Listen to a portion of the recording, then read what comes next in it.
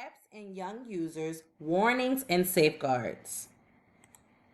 What's the 411 in the digital world? Digital citizenship is defined as online behavior, norms, and responsible technology use. Button 2021. In the same instance of parents, communities, and educators teaching students how to be good citizens, the same goes for digital citizenship. Students must be educated and equipped with the right tools to effectively and efficiently navigate the digital world that we live in today. Digital citizenship addresses appropriate ways to interact with others and use technology, but it also includes potential negative impacts on students and communities, such as cyberbullying, digital footprints, sexting, privacy, and copyright violations. SHRM 2018. Challenges of a digital world. In today's digital world, children face numerous challenges, including exposure to inappropriate content, cyberbullying, online predators, loss of privacy, addiction to technology, and the blurring of boundaries between online and offline life. These challenges can impact their mental health, social development, academic performance, and overall well being, highlighting the critical need for parental guidance, education, and effective safeguards to navigate the digital landscape safely. Apps to place on your radar. Discord. Discord is a communication platform that offers text, voice, and video chat features.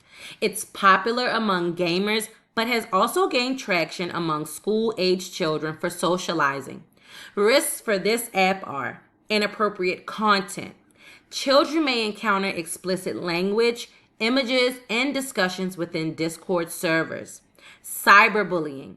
The anonymity and private nature of Discord servers can facilitate cyberbullying and harassment among users. Here we have two news articles on Discord. The first, what is Discord? Is it safe for kids? In this article about Discord, we have an overview of what Discord is and how it works. You are also viewing a page of what a Discord server looks like. Discord is a real-time group chat platform, and like I mentioned before, it was popularly used by gamers, but we're seeing an increase in school children. There are also sub messaging capabilities for Discord called sub-servers, where children can take the conversation other places, making it hard for parents to track conversations. Kids are also able to create a server or join one, and they also have roles that are disseminated by administrators, and a single administrator cannot watch the server 24/7. So there is the opportunity for things to take place that could cause significant trauma or damage to a child that will be using Discord unsupervised. The second article we have, Discord is a minefield for teens. Just another article that highlights how many Discord users are minors, and that it's a direct link to children, somewhere where predators would come and hang out, and makes children susceptible to adults who are preying upon them. Our next application is Reddit. Reddit is a social news aggregation, web content rating, and discussion website. It consists of various forums called subreddits where users can share and discuss content on different topics. Possible risks of Reddit are exposure to inappropriate content. Reddit does contain a wide range of content, including mature themes, explicit language, and discussions that are unsuitable for children. Reddit also runs the risk of cyberbullying and harassment, as users on Reddit can engage in cyberbullying through comments and private messages.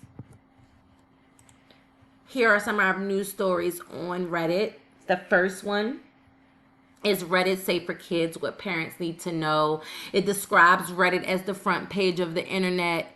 It launched in 2005 and has over 430 million active users. It talks about how Reddit is almost like a bulletin board with the different side posting for subreddits and how you can upvote a comment or downvote a comment. It's almost like a chat room, but it's not a safe area for children. It speaks about how it has pornographic content, hate speech, and just different things that are not appropriate for young children. It's also a nesting ground for cyberbullies, as we spoke about that earlier. Our second article is Reddit Safe for Kids. Again, talking about how popular the online forum is, how it does encourage good conversations, but the bottom line is that children can be exposed to pornographic material, graphic violence, and also profanity. Our next application is 4chan. 4chan is an image board website where users can post images and comments anonymously. It's also known for its wide range of content, and it's not moderated. It's lack of moderation. The possible risks for 4chan are exposure to explicit and disturbing content. 4chan does host content that can be highly explicit, disturbing, and inappropriate for children. 4chan also has an anonymous feature, so it runs the risk for cyberbullying. The anonymous nature of it allows for malicious behavior without accountability to run rampant. And we have two news stories on 4chan here. 4chan isn't safe for kids, protecting and keeping them out. As we see here, what are the dangers of 4chan? 4chan is not a safe place for children to browse. Many of the website's popular boards are harmless, but that is not the entire story. With it being so unmoderated, sites can contain explicit and inappropriate material as well as harmful ideologies in online communities. What is 4chan and why is it controversial? 4chan, like we said before, an image website site mostly used by young males. We also see where users on image boards are sharing anonymous messages that are for mature users only. 4chan is an application that asks for its users to be 18 plus, but in many cases, some of those users are definitely under the age of 18. Here we have some FBI stories that just highlight different instances where social media is coming into play, where we have younger children being taken advantage. A former Marion County correctional officer sentenced to 20 years in federal prison for sexually exploiting children he met and groomed over Discord and Snapchat. Man who ran Twitter, Reddit, and Telegram accounts selling intimate photos hacked from females victims. Accounts charged with possession, distribution, and sale of child pornography, cyberstalking, and conspiracy to hack computers. Here we do have the information for the Attorney General Liz Morrell for the state of Louisiana. I do have her address and her phone number and her website linked here. And I just want to encourage all parents to contact her if you have any questions or concerns about additional safeguards for your children in their social media and their time spent on apps. Here I have two stories linked about the Attorney General and the work that she's doing with social media and our youth on social media platforms. And as we turn and begin to talk about warnings and safeguards, what are the purpose of warnings and safeguards? To maintain open communication with your children about their online activities. This includes the apps that they use, who they're interacting with on those apps, and any concerns that they may have about the material or the correct way to use these applications. You as a parent should share your personal experiences where open communication helped you to address any online issues that you may have had in the past. You should also educate your children about online safety, including privacy settings, recognizing cyberbullying, and reporting inappropriate behavior. You should also set clear guidelines and boundaries for your children's online activities, including screen time limits and rules for sharing personal information. You should share news stories to stress the importance of setting boundaries in order to protect your children from online risk and dangers. And always, always, always supervise your children's internet use, especially for your younger children. You should be monitoring their online activities and interacting with them online anytime when you have the ability and possible. In the professional literature, we see scholars talking about technology and social media. Technology can be lethal when used wrongly, despite its many benefits. Kids are experimenting when they do things that they and other kids find entertaining or fascinating, all the while advocating all the while avoiding adult supervision. Social media is a product of technology, a helpful tool that some of today's youth misuse. Mohamedi 2024. The American Academy of Pediatrics supports creating a safer digital environment rather than trying to restrict social media use, according to Nansheen Aminu, a Mayo Clinic pediatrician and chair of the AAP's Council on Communications and Media. If going online affects their mood, sleep habits, or schoolwork negatively, she said, families can set up home to limit overall exposure. Happy 2023. And lastly, teens gravitate towards online spaces where older adults are not present. Boyd 2014. Consequently, teens' social media usage shifted from an early preference for MySpace to Facebook to early adopters of newer image and video based platforms like Instagram and TikTok. Pew Research Center 2011 to 2022.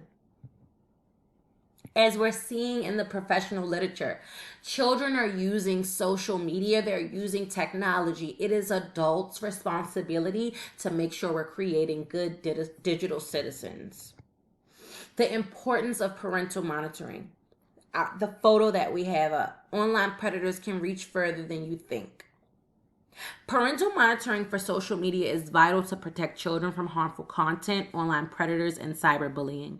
Parental monitoring promotes responsible behavior, educates children about online safety, and provides support for their mental health. When parents are engaged in their children's online activities, they create a safer and more supportive digital environment for their kids. Tools for monitoring. Parental monitoring tools are out there for parents to monitor their children's social media endeavors. There are millions of applications, dozens of programs. I chose to highlight two specific ones. The first is Bark. Bark is an advanced parental monitoring tool that monitors children's online activities across various platforms, including their messaging apps, social media, and emails.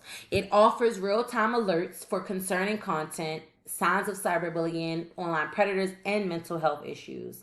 Bark has various price points, but also offers subscriptions and different discounts for families. It also provides an actual phone that you can purchase. Here are the prices listed on the side. As we see, the Bark phone starts at $39 a month.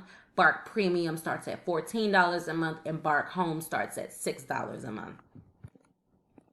We also have a content blocking tool called NetNanny. NetNanny is a trusted content blocking tool that allows parents to filter inappropriate content, websites, and apps to protect their children from accessing harmful material online.